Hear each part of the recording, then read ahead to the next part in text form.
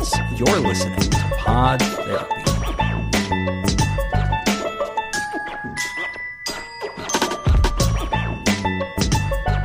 All right, we're back.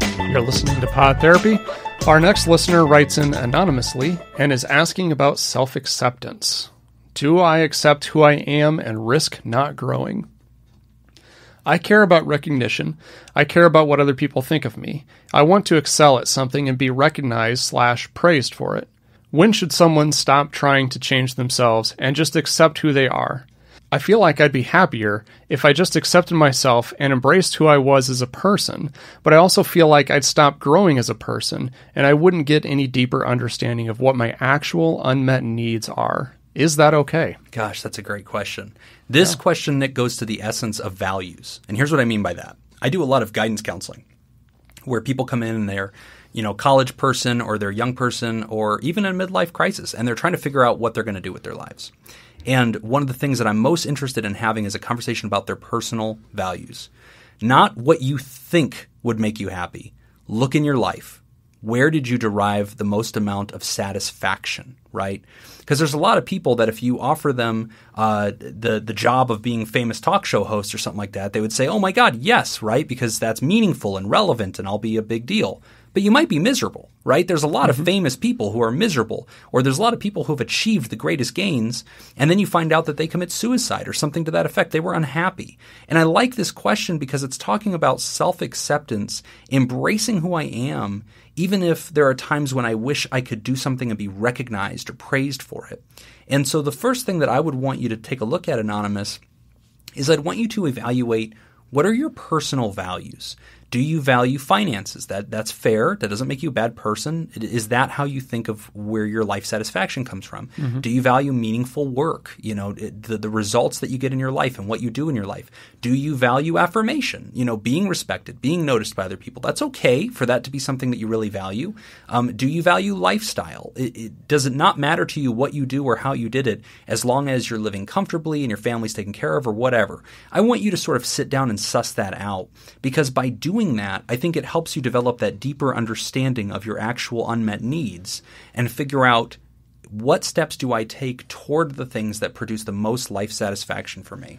Yeah, my feedback was really going to go in the same direction. I think we were just kind of using different language. When you're talking about accepting who I am, my first thought is, well, how do you know who you are? Let's start with that. And yes. I think that's where what you're talking about fits in. You were using the words of values, right? So your values kind of define who you are. So I would agree with that. I think our feedback to this listener is kind of along the same lines, really going back and looking at what are the things that make you you? Mm-hmm. What are the things that you describe as being your essence, your soul, your person, how you identify that, and then in what ways does that show, or what ways do you show that in your lifestyle? Yeah. As far as accepting who you are and not growing, one of the things that I was kind of thinking of when reading this is accepting the fact that we all have shortcomings. Mm-hmm. And what are those? Can I accept these things? But then by doing that, does that mean that I'm not going to grow? Well, that's a tough one. Maybe in that area.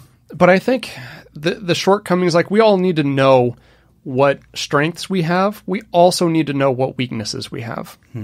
I know what some of my weaknesses are. Bullets. Yeah. Weird, right? For some Bullets, reason, my only weakness. Can't seem to survive bounce off me. Gravity. Yeah. Well, I mean, but I also think that sometimes we give up on things. We identify weaknesses and then we give up on them, not because we think that we can't do it, or maybe that's what we believe. We believe that we can't overcome this weakness, when in reality, I think most of the time it's because we're not willing to do what it takes to overcome the weakness, right? I really truly believe that I could be on the PGA Tour. I could be a professional golfer. I truly believe that. But what it would take for me to do that isn't worth it. Is not worth it. I can't. I'm not willing to make that kind of sacrifice and take those risks, because that would mean I'd have to quit my job. Right. Because I'd have to be practicing every day. Right. That means I'd probably have to go into therapy, because I do not have the mental stamina to compete at that level. Man. Like, if I miss a 4-foot putt, Right. I lose nothing. Right. If I was on the PGA Tour, You lost everything. that's a lot of money. I would Happy Gilmore.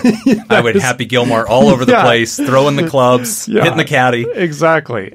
So I don't have what it takes. Those are my weaknesses. But that doesn't mean that those can't be overcome. Right. It's going to take a lot for me to overcome those. Yeah. So we have to look at, the next question then is, once you identify what you want in life, the next question is what are you willing to do what are you willing to work on? What are you willing to sacrifice to make those things happen?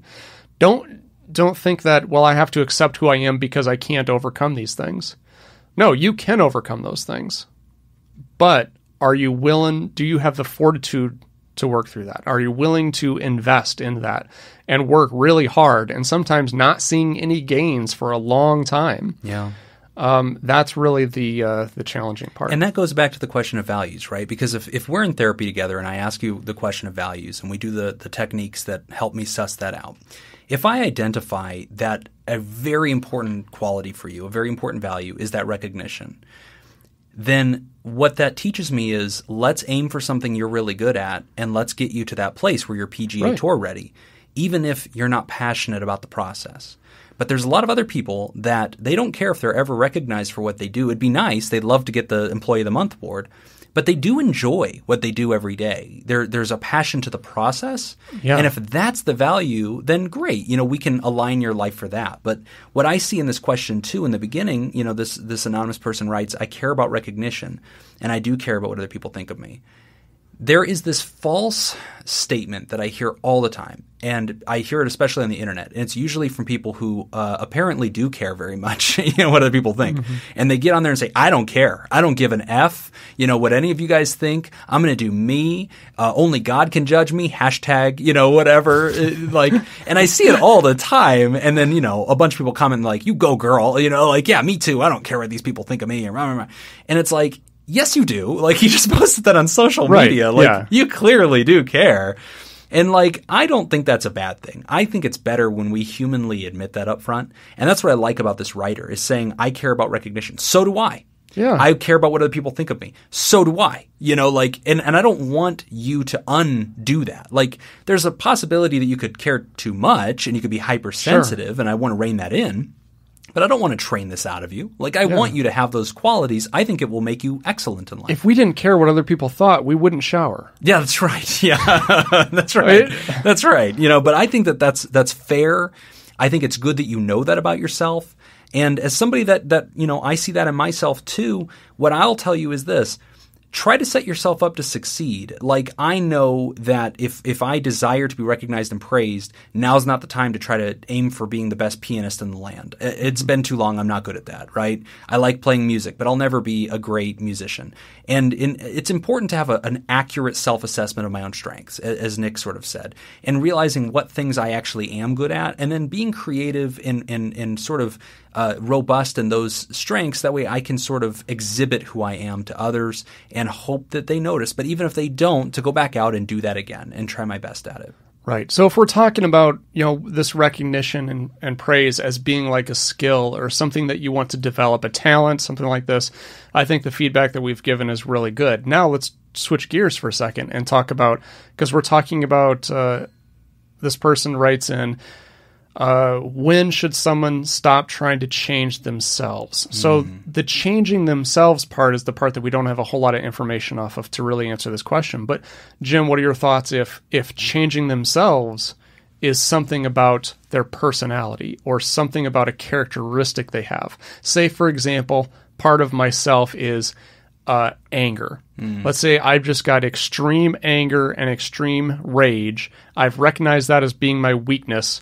I've tried working on it. I can't seem to change anything. Should I just accept this as who I am?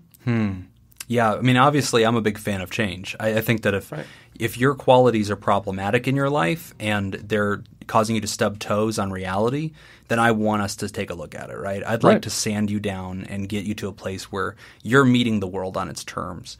And, as this writer's talking about, I care a lot about what other people think. At what point do I just accept me and stop caring what other people think?